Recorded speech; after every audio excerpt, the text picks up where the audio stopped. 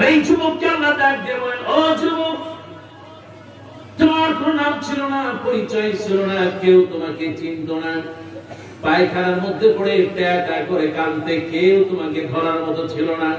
তুমি যখন কাঁদতে, আমি আল্লাহ রাব্বুল আলামিন মায়ের পেটের মধ্যে তোমাকে রেখেছিলাম, কেমনে বাঁচালাম, দুনিয়ায় আসলে কেমনে বাঁচলা, দুনিয়ায় কি খাবে কেউ ব্যবস্থা করে নাই। আমি আল্লাহ দুনিয়ায় তোমার আসার আগে তোমার মায়ের উপরে খাদ্যকে আমি ব্যবস্থা করে দিলাম। খাদ্যের ব্যবস্থা করলেন কে?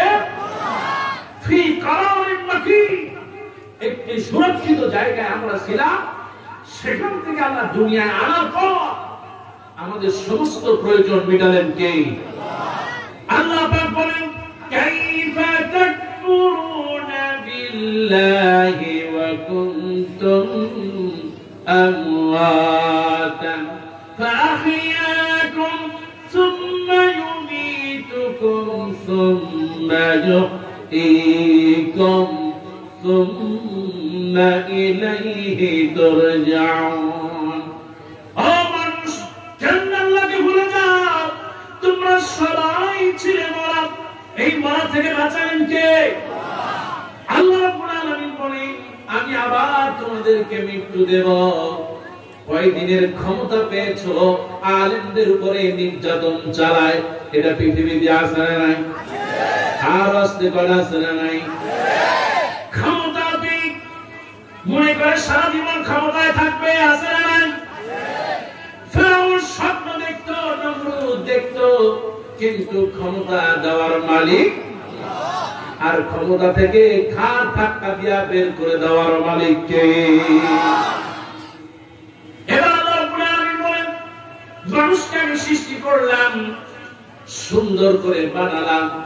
লাকাদ খালাকনাল ইনসানা ফি আহসানি তাকওয়িম। মানুষকে সুন্দর করে বানানো হয়েছে, কোন আলহামদুলিল্লাহ। মুসলমান একটু জোরে করেন আলহামদুলিল্লাহ। এত সুন্দর আর কোন সৃষ্টি আছে? আল্লাহ পাক বলেন, আফালা ইয়ানজুরুনা ইলাল ইবলি কাইফা খুলিকাত। আল্লাহ বলেন, উটটার দিকে তাকাও, উটটাকে কেমন সুন্দর করে বানালাম। সুবহানাল্লাহ। দুনিয়ার যত সৃষ্টি সবচেয়ে সেরা সৃষ্টি মানুষ, এর চাইতে সুন্দর আর কেউ নাই। জোরে বলেন আলহামদুলিল্লাহ। ও আমার ভাই, আল্লাহ রাব্বুল আলামিন সূরা ইখলাস নাযিল করলেন। আল্লাহ রাব্বুল আলামিন এক খণ্ডে বলে দিলেন, আল্লাহ রাব্বুল আলামিন লাম ইয়ালিদ ওয়া লাম ইউলাদ। আল্লাহ কাউকে সৃষ্টি করেন নাই, আল্লাহ পাককে কেউ সৃষ্টি করে নাই। তার মানে আল্লাহকে কেউ জন্ম দেয় নাই, আর আল্লাহ রাব্বুল আলামিন কোনো সন্তান ছেলে মেয়েও নাই।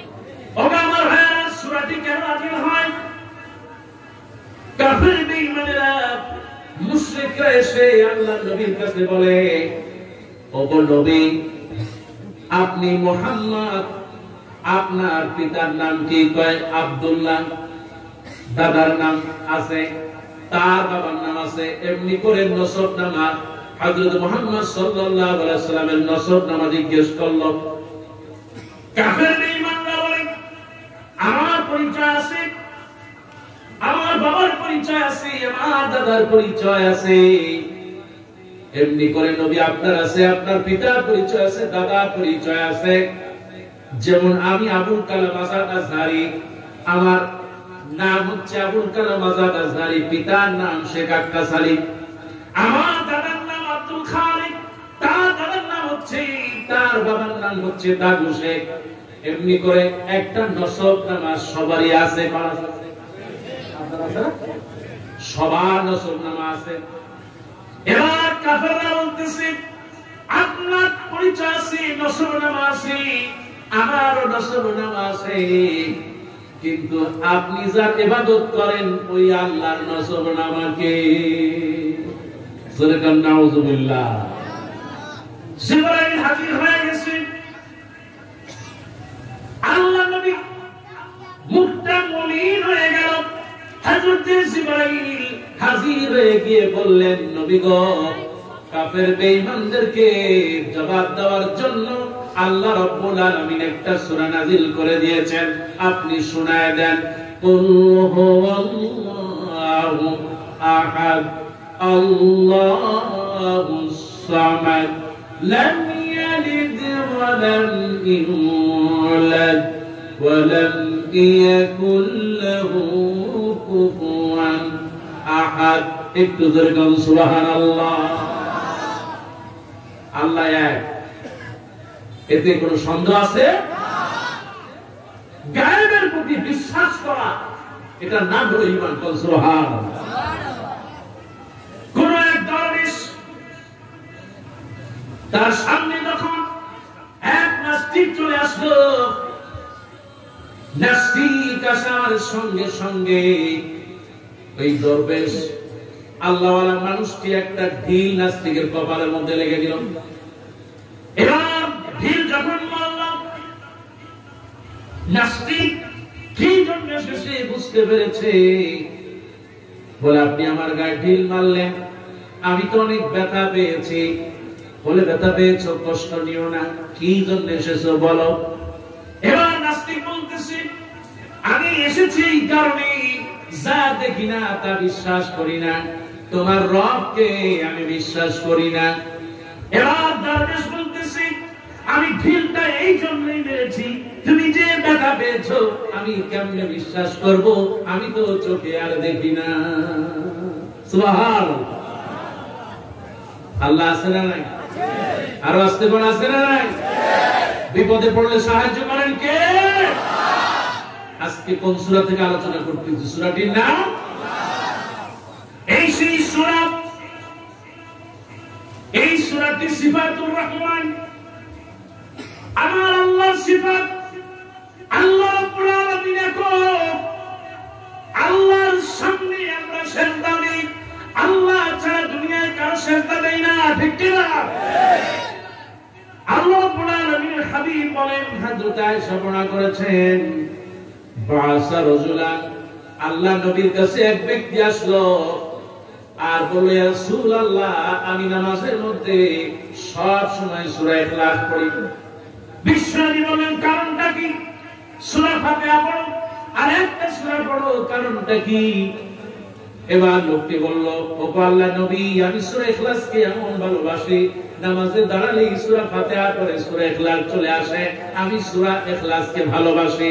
আল্লাহর নবী বলেন, তুমি যেহেতু সূরা ইখলাসকে ভালোবাসো, আল্লাহ রাব্বুল আলামিন স্বয়ং তোমাকে ভালোবাসে। এই সূরা পড়লে ফজিলত আছে না নাই? বিশ্বনবী বলেন, তোমাদের মধ্যে কি আছো রাতের বেলা এক রাতে কোরআনুল কারীমের 30 পারা 10 পারা শেষ করতে পারবা? কেউ কি আছো নাকি? সাহাবীরা সবাই এদিক ওদিক তাকায়। বিশ্বনবী বললেন, আল্লাহ রাব্বুল আলামিন তোমাদেরকে এমন একটা সূরা দিয়েছি, ওই সূরাটা যদি তোমরা পড়ো, সুলুসুল কোরআন, কেউ যদি একবার পড়ে 3 ভাগের 1 ভাগ কোরআন পড়ার সওয়াব আল্লাহ তাআলা আমলনামায় দিয়ে দিবে। কোন সূরা? এবার বিশ্বনবী বলেন, মান কারা 10 মাররা ফিল ইয়াওম, কেউ যদি দৈনিক 10 বার সূরা ইখলাস পড়ে, আল্লাহ রাব্বুল আলামিন হাবিব বলে, বানাল্লাহু লাহু বাইতান ফিল জান্নাহ, আল্লাহ রাব্বুল আলামিন ওই চাঁপাইনবাবগঞ্জের ওই মায়ের জন্য জান্নাতে একটা ঘর বানাইয়া দিবে। কয়বার? কয়বার পড়বেন? বিশ্বনবী বলেন, শুধু তাই না, মান কারা 20 মাররা, কেউ যদি 20 বার দৈনিক সূরা ইখলাস তেলাওয়াত করে, আল্লাহ নবী বলেন ওই যুবকের জন্য জান্নাতে 2টা ঘর বানাইয়া দিবে। আল্লাহ নবী মসজিদে নববীতে বসে আছে, বিশ্বনবীর কাছে নবী চলে আসলো। মসজিদে কুবা, বিশ্বনবী যে মসজিদকে ভালোবাসতেন, আল্লাহ নবী বলেন, কেউ যদি হাজিরা কেউ যদি মসজিদে কুবায় গিয়ে নামাজ পড়ে, এক ওয়াক্তের নামাজের বিনিময়ে একটা উমরার সওয়াব আল্লাহ দিয়ে দেন। এই সেই মসজিদে কুবার ইমাম প্রত্যেক রাকাতের মধ্যে সূরা ইখলাস পড়ে। পিছন দিক থেকে মুসল্লিরা দাঁড়ায় গেছে। বাংলাদেশের মুসল্লিরা হলো তাই করতে পারে। আপনার মসজিদের ইমাম 5 ওয়াক্ত নামাজ দেয়, ফজরে পড়লো সূরা ইখলাস, যোহরে সূরা ইখলাস, আসরের সময় ইখলাস, মাগরিবের সময় ইখলাস, এশার সময় সূরা ইখলাস। আপনি কইবেন যে ইমাম সাহেব তুমি কি আর কোন সূরা পারো? গাঁটি বস্তা গোল করো, কালকে বাড়ি চলে যাও। কথা ঠিক কি না? এরকম মুসল্লি আছে না? আর কমিটি তো মাশাআল্লাহ, মসজিদের কমিটি যদি এইরকম একজন ইমাম পায়, খাইছি তোর চা খাই, তোর গোষ্ঠী শুদ্ধ উদ্ধার করে দেবে। এরকম কমিটি এই দেশে নাই নাকি? কারণ মসজিদের ইমামের চাকরি খাওয়া একদম সহজ। কথাটা ঠিক কিনা? বেতন পায় 600, তাও আবার 5 মাস।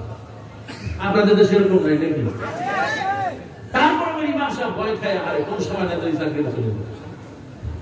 এরকম কারণ মসজিদের কমিটি ইমামের চাকরি খাওয়ার জন্য সবসময় বসে থাকে। আর মুসল্লিরা যদি সুযোগ পায় মাশাআল্লাহ, তাহলে ইমামের 14 গোষ্ঠী শুদ্ধ ধুয়ে দেয়।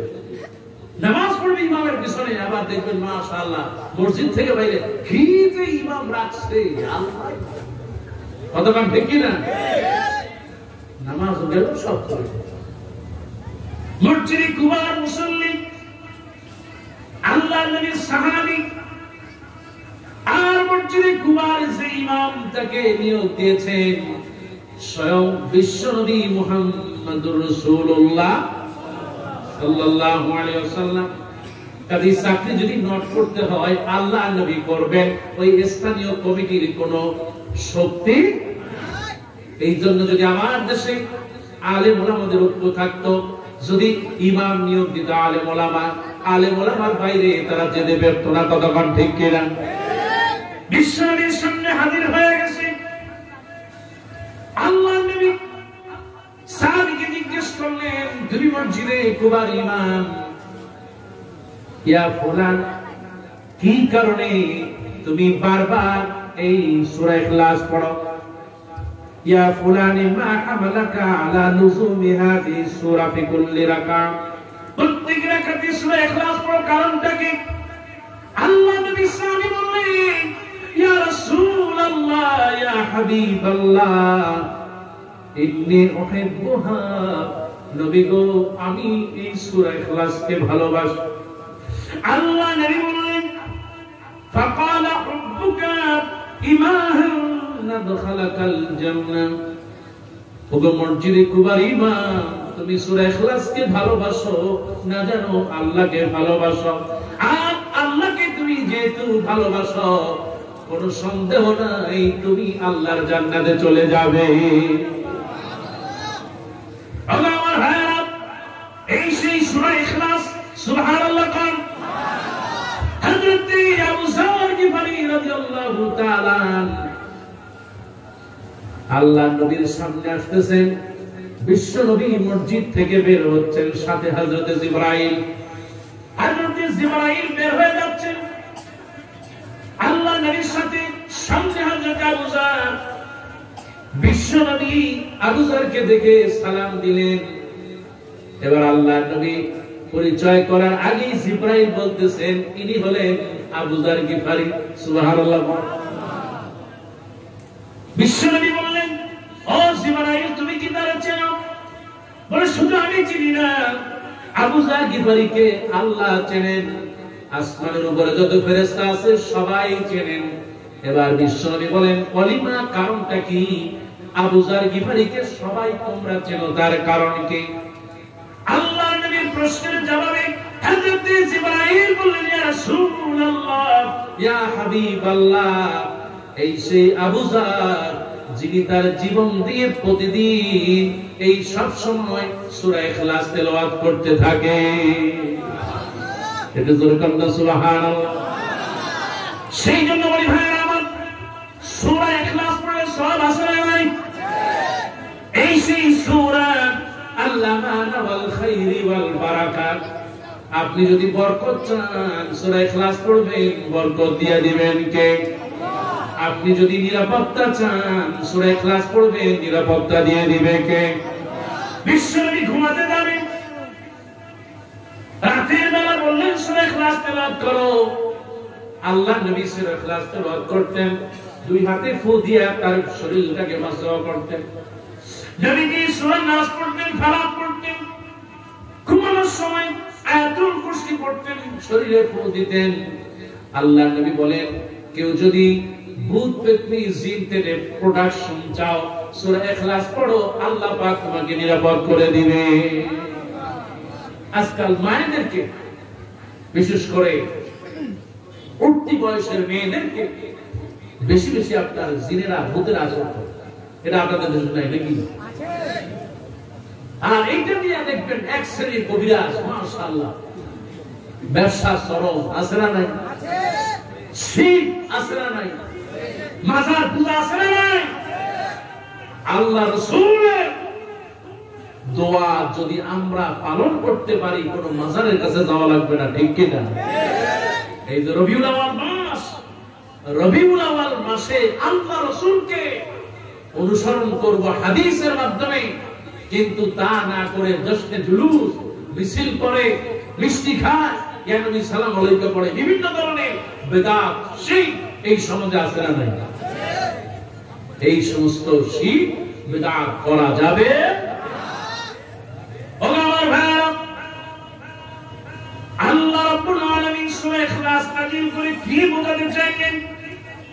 আল্লাহ রাব্বুল আলামিন আপনাকে বোঝাতে চাইলেন, কুল হুয়াল্লাহু আহাদ। যুবক তুমি বলো, আল্লাহ রাব্বুল আলামিন হলেন এক, তার কোনো অংশীদার আর আসতে বলেন অংশীদার। এই জন্য আমরা হুকুম মানব কার? গোলামি করব কার? আর সাহায্য করবেন যিনি, তিনি হলেন কে? আল্লাহ রাব্বুল আলামিনের কাছে। তাই তো নামাজের মধ্যে বলি, ইয়্যাকা না'বুদু ওয়া ইয়্যাকা নাস্তাঈন। কোন সূরা বলেন? কোন সূরা?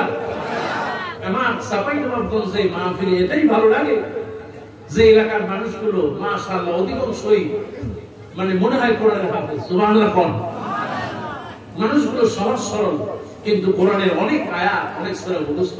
কোন আলহামদুলিল্লাহ। আল্লাহ রাব্বুল আলামিন বলতে চাইলেন, আলহামদুলিল্লাহি রাব্বিল আলামিন আর-রাহমানির রাহিম মালিকি ইয়াউমিদ্দিন।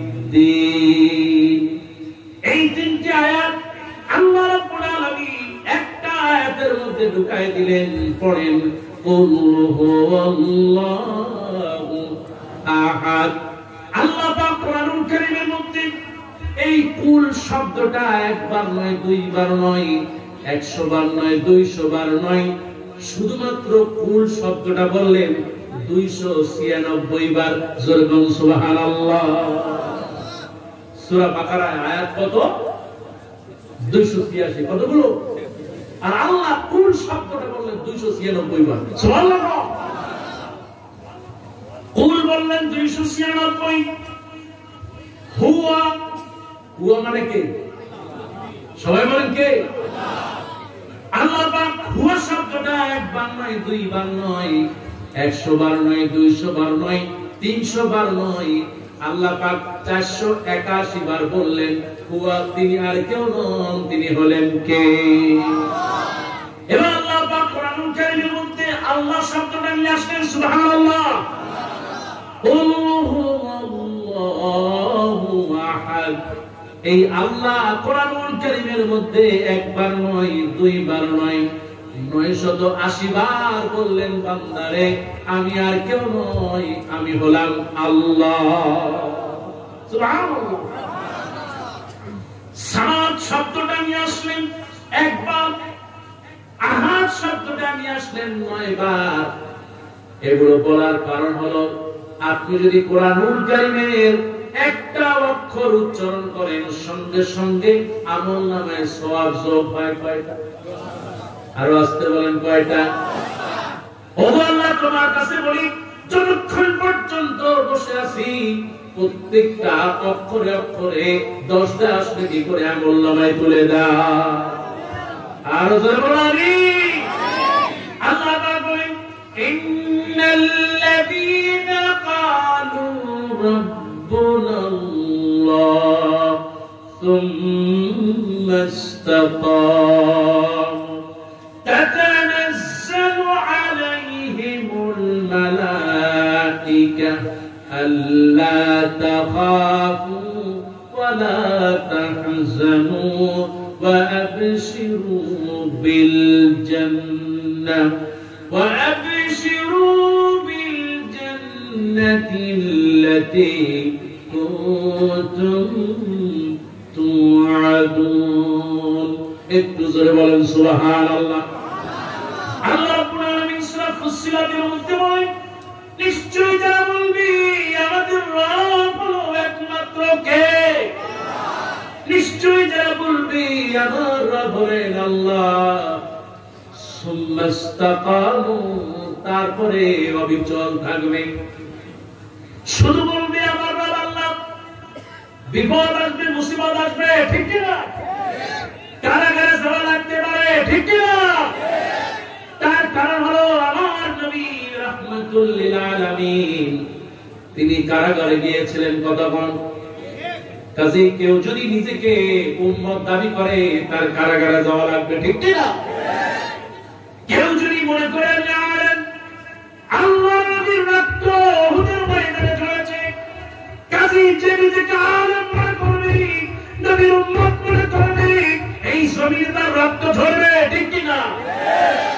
কেউ যদি নিজেকে নবীজির উম্মত দাবি করে তাহলে নবীজির সাহাবীদেরকে যুদ্ধের ময়দানে শহীদ হওয়া লাগছে। কেউ যদি নিজেকে নবীর উম্মত দাবি করে আল্লাহর নবীর দাম মোবারক শহীদ হয়েছে, আমারও দাঁত চলে যেতে পারে, ঠিক না? আল্লাহর নবী দুনিয়া থেকে অসংখ্য সাহাবীরা চলে গিয়েছে, অনেক সাহাবীদেরকে ফাঁসিতে ঝুলানো হয়েছে, আমাদেরকেও ফাঁসিতে ঝোলা লাগতে পারে, ঠিক কি? মুসলমানের রাস্তে কর, ঠিক কি?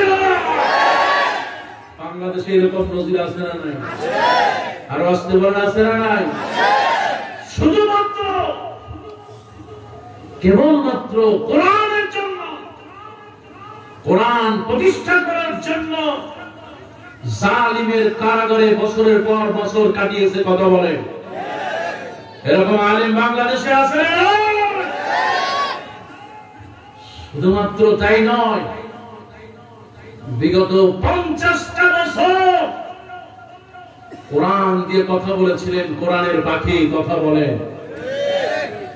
দোষ তার কিছুই ছিল না, দোষ শুধু একটাই ছিল, কোরআনের দিকে মানুষকে ডাকা, ঠিক কিনা? তাকে কারাগারে রেখে ক্ষান্ত হয় নাই, কারাগারে তার উপরে অনেক জুলুম নির্যাতন করা হয়েছে, এমনকি তার মৃত্যুটা নিয়েও নাটক করা হয়েছে, ঠিক কিনা? যেই হাসিটা দিয়েছেন গোটা পৃথিবী মানুষ দেখেছে। একজন সুস্থ মানুষ, একজন সুস্থ কোরআনের পাখি, তাকে কারাগার থেকে নিয়ে এসে হাসপাতালের মধ্যে রেখে পরিবারকে দেখা না করতে দিয়ে মূলত তাকে গোপনে শহীদ করা হয়েছে, কথা বলা ঠিক কিনা? আমরা যতটুকু জেনেছি মৃত্যুর সময় তিনি বলেছিলেন পানি পানি পানি। 24টা ঘন্টা তাকে কিছু খাইতে দেওয়া হয়নি।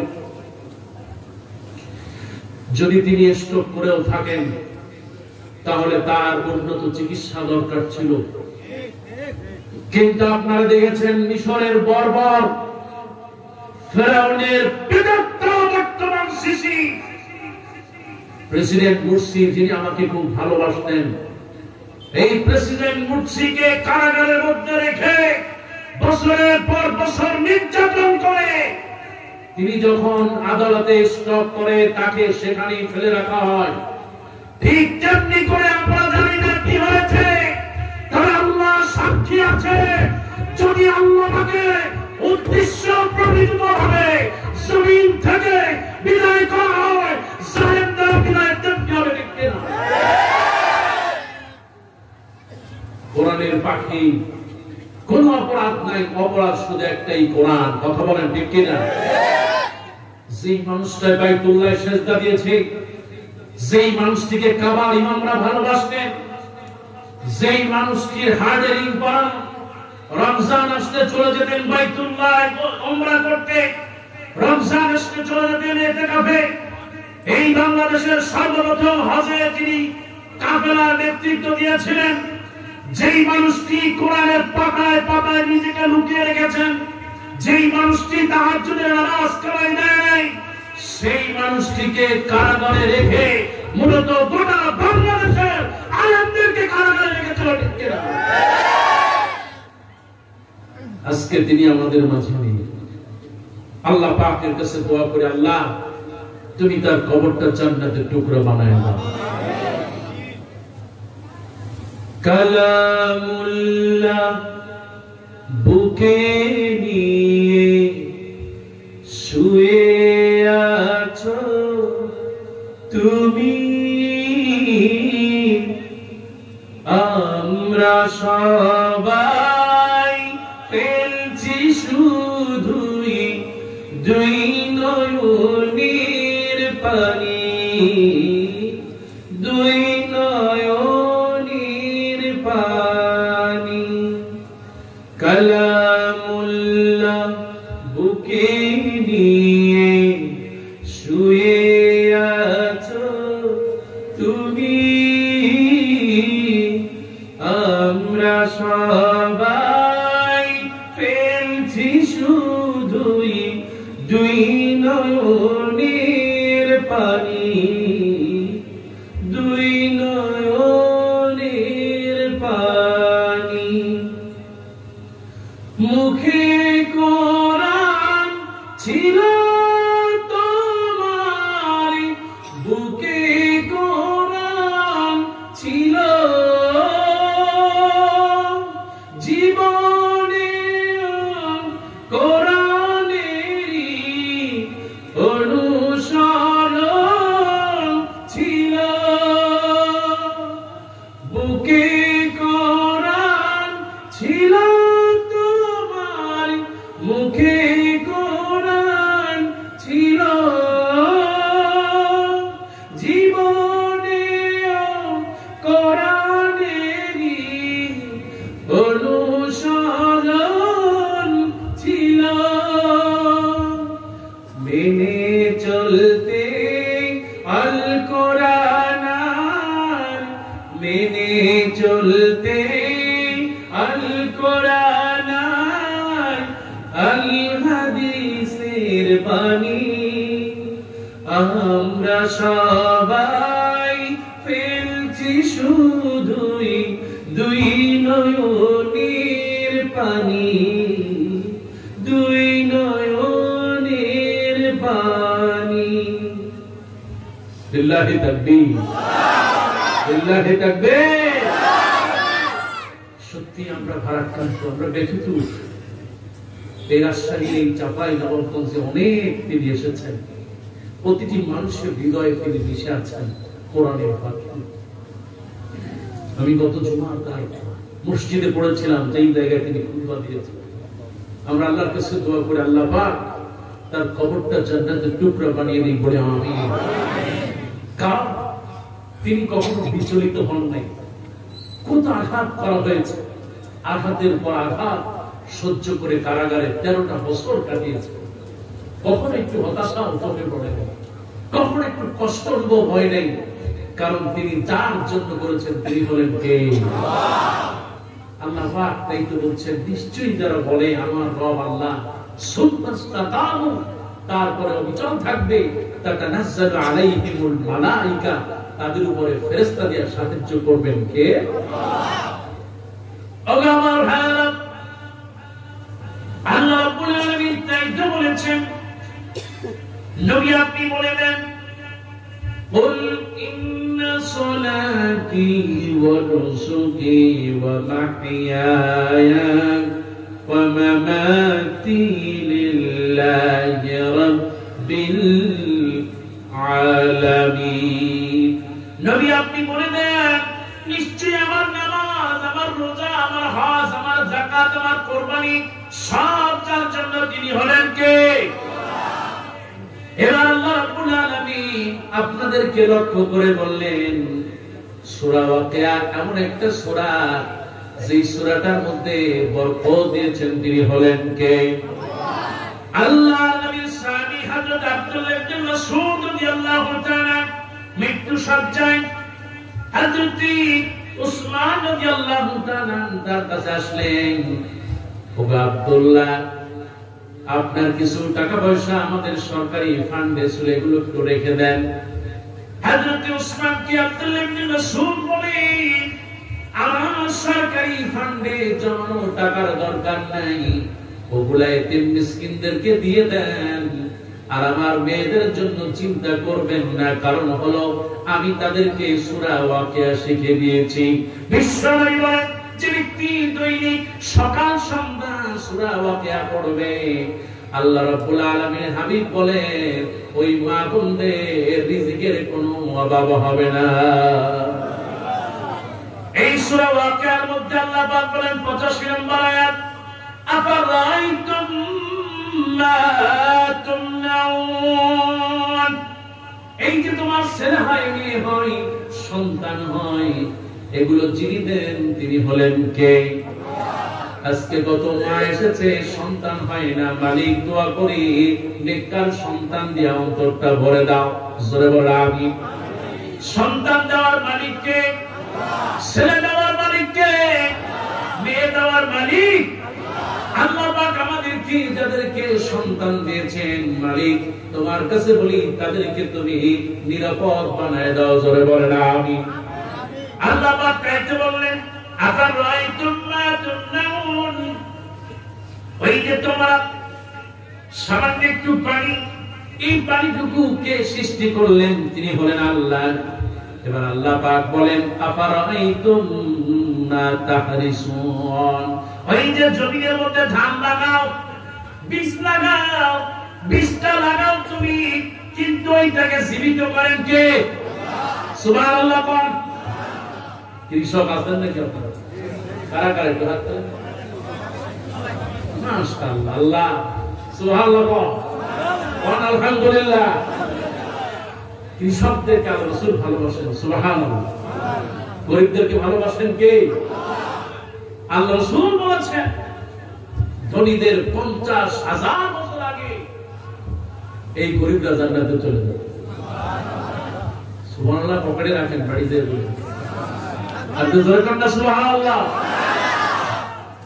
শহরের মানুষের জান্নাতে যাওয়া 50,000 বছর আগে গ্রামের মানুষ জান্নাতে চলে যাবে কোন আলহামদুলিল্লাহ আফসোস আছে দুঃখ আছে দুঃখ আছে আহারে একটু প্লেনে যাইতে পারলাম না দুঃখ আছে আহারে একটু সিনেমা দেখতে পারলাম কোন দুঃখ নাই কারণ আমাদের রবকে দুনিয়ায় যা পাই নাই আখিরাতে দিবেন কে আল্লাহ এই যে আপনারা আল্লাহ রাসূল সাল্লাল্লাহু আলাইহি ওয়াসাল্লাম মসজিদে নববীর সামনে বসে আছেন একজন কৃষক নাম তার জাহির রাদিয়াল্লাহু তাআলা এই জাহির এই কাঁচামাল কৃষক মানুষ পাহাড়ি এলাকায় থাকতেন বেদুইন আপনার কিছু ফলমূল নিয়ে আসতেন মসজিদে নববীর সামনে তিনি বিক্রি করতেন একবার কে যেন পিছন দিক থেকে এসে তার চোখটা চেপে ধরেছে এবার জাহিরকে বলতেছেন ও জাহির বলো তো আমি কি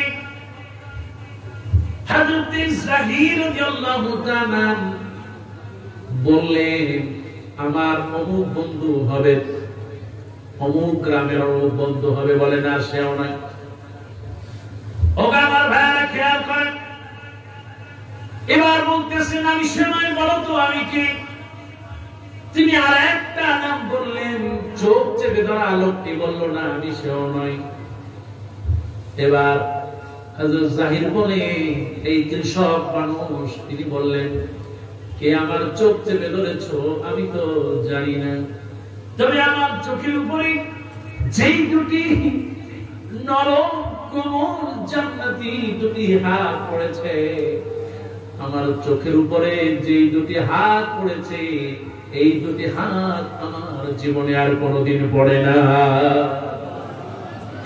আল্লাহ নবী বললেন, ওরে জাহির, আমি বিশ্বনবী, আমি মুহাম্মদ তোমার চোখ ধরেছি, তুমি আমাকে ভালোবাসো জাহিরে, তুমি আমাকে যত না ভালোবাসো জাহির, আমি নবী তোমাকে তার চাইতে বেশি ভালোবাসি। এই সেই নবী গরিবদেরকে ভালোবাসতেন, এতিমদেরকে ভালোবাসতেন।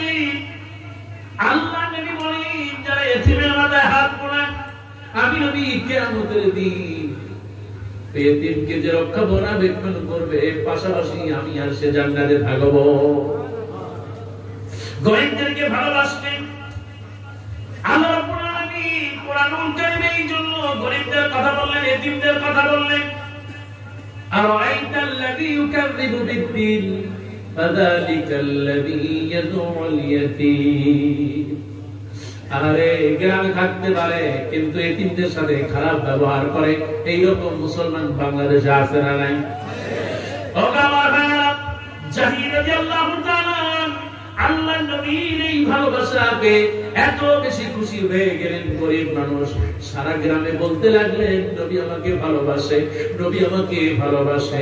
তার মানে হলো নবী যাকে ভালোবাসবে নিঃসন্দেহে আল্লাহর নবীর সাথে সে জান্নাতে থাকবে। ভগবান তোমার কাছে বলি, আল্লাহ আজকে আমার ফিরে যারা কৃষক এসেছেন, মেহেরবানি করে কিয়ামতের দিন প্রতিদিন মানুষের ঈমান আমল দিয়া তোমার নবীর সাথে জান্নাত দিয়ে দিও। জোরে বলেন আমিন। এবার আল্লাহ রাব্বুল আলামিন বলেন, আফারাআইতুমুল মাআল্লাযী তাশরাবুন, তুমি যে পানি পান করো তৃষ্ণা লাগে, সারা দুনিয়ায় লক্ষ কোটি কোটি গ্যালন পানি দরকার হয়, এই পানিগুলো যিনি দেন তিনি হলেন কে? আর আসতে বলেন তিনি কে? আপনার ক্ষুধা লাগে, এই ক্ষুধা নিবারণের জন্য পানি দেন কে? আসমান থেকে বৃষ্টি বর্ষণ করেন কে?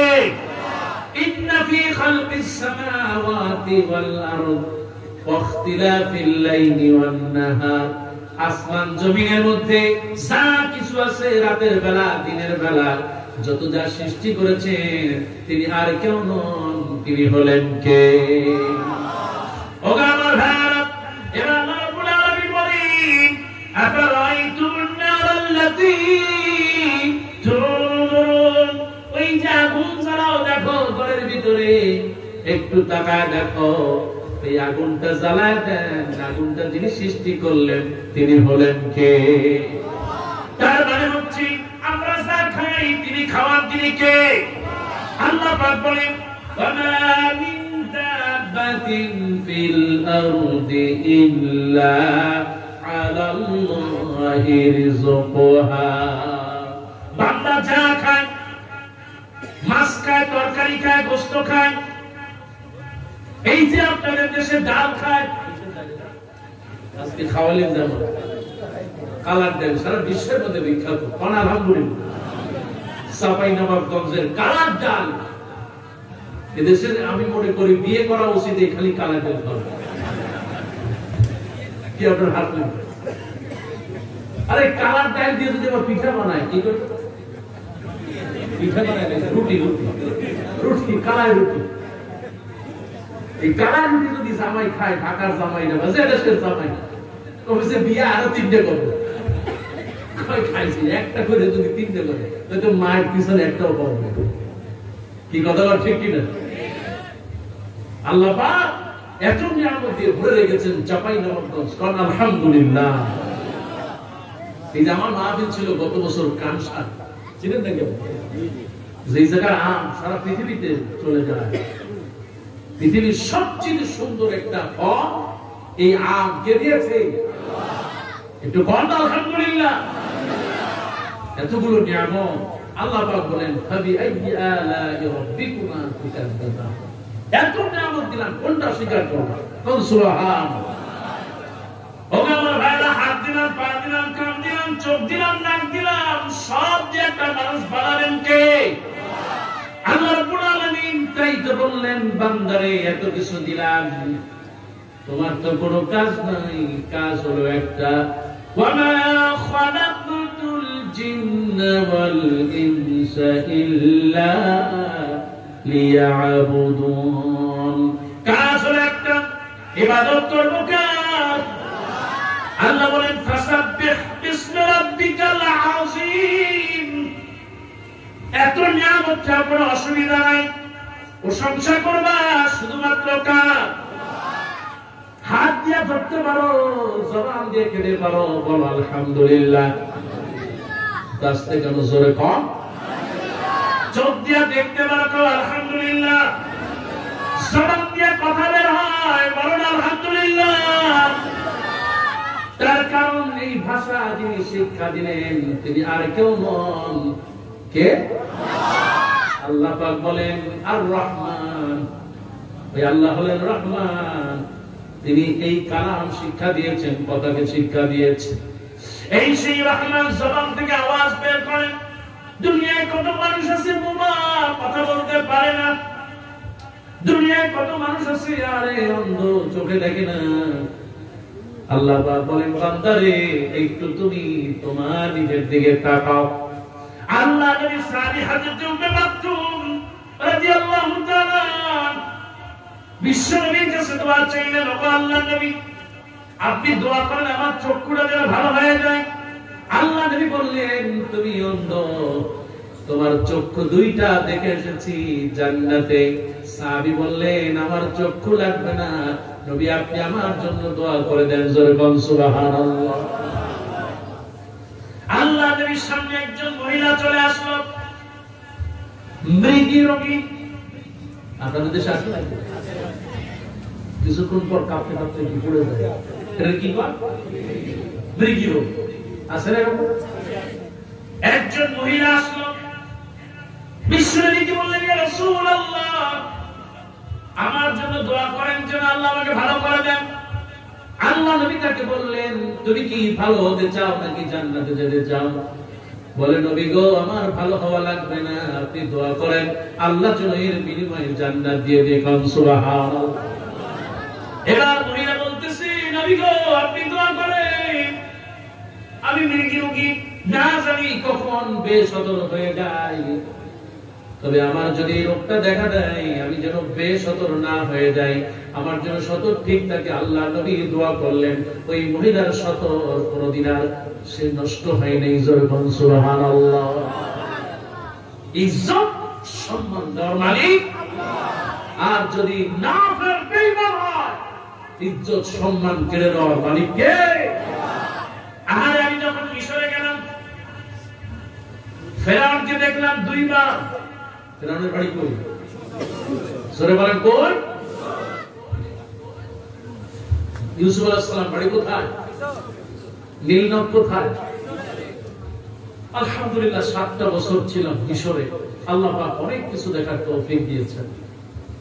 ইখওয়ান মুসলিমিনের সেই ইমাম হাসানুল বান্না আল্লাহ পাক তার কবরের কাছে জিয়ারত করার তৌফিক দিয়েছেন।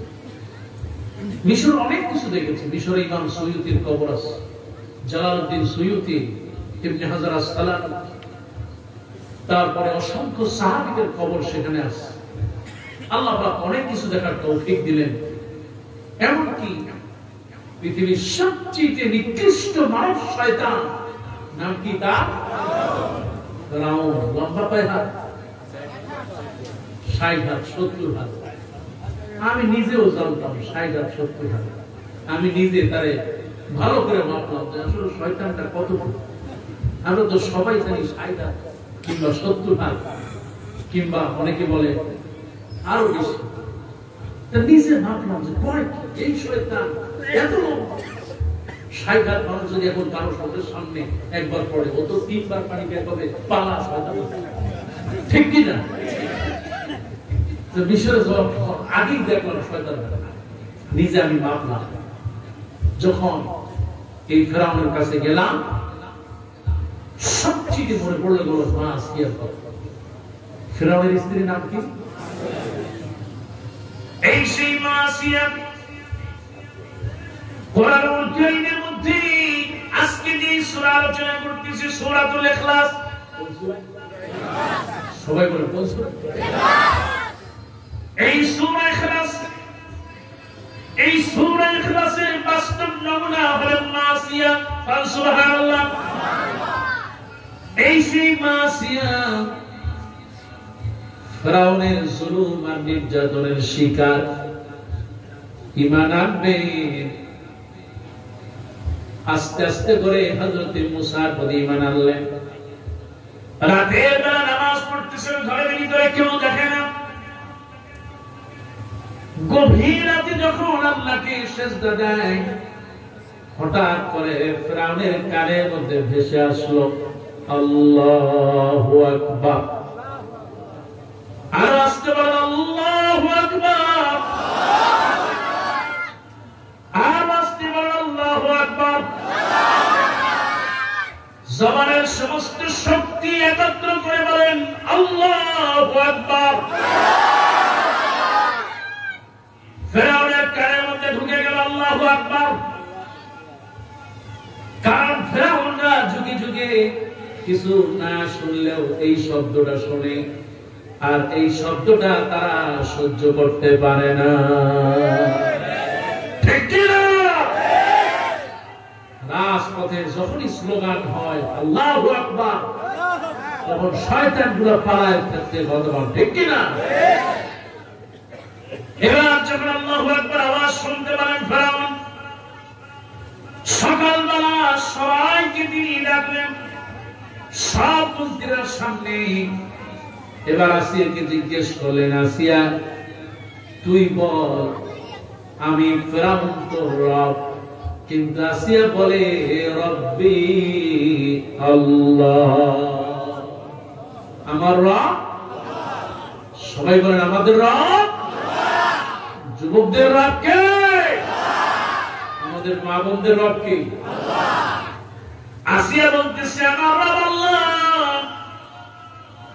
এবার ফেরাউন বড় একটা চাবুক হাতে নিয়েছে আর পিটানো শুরু করলো।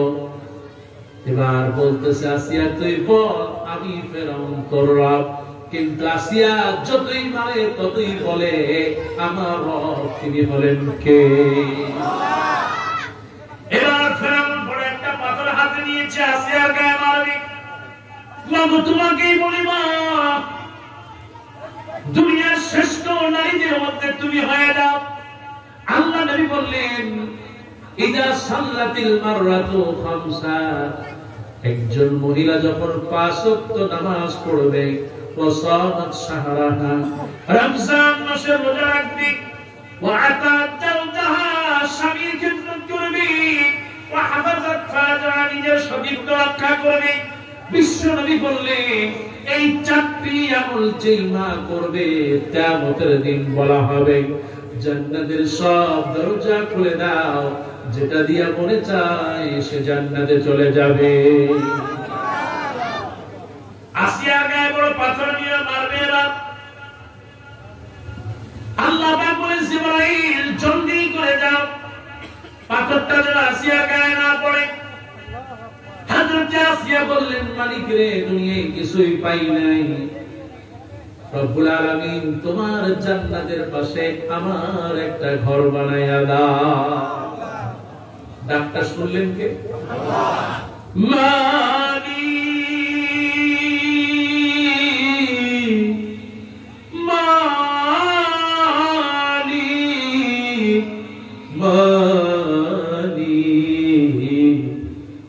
একটি ঘর বানিয়ে দিও, একটি ঘর বানিয়ে দিও। মালিক তুমি জান্নাতে তোমার কাছে আমার একটি ঘর বানিয়ে দিও, একটি ঘর বানিয়ে দিও। কবুল করলেন কে? আসিয়ার গায়ে পাথর মারবে ফেরাউন। আল্লাহ রাব্বুল আলামিন তার আগে জিবরাইলকে পাঠায়া হযরত আসিয়াকে পাথর মারার আগে তার জান্নাতে নিয়ে গেলেন। আমার ভাই, এই জন্য বলতে চাই, আল্লাহর পক্ষে যারা থাকবে, কোরআনের পথে যারা থাকবে, তাদের উপরে জুলুম আসবে, নির্যাতন আসবে, তারপর আল্লাহ ছাড়া কাউকে ভয় করবে আর আসতে পারেন ভয় করবে। আল্লাহ রাব্বুল আলামিন বলেন, যারা ভয় করবে না তাদের জন্য দুনিয়ায় কোনো ভয় নাই, আর পরকালে মৃত্যুর পরও কোনো ভয় নাই। জান্নাত দিয়ে দিবেন কে? আল্লাহ আমাদের জন্য তুমি জান্নাতে কবুল করে নাও বলে আমিন।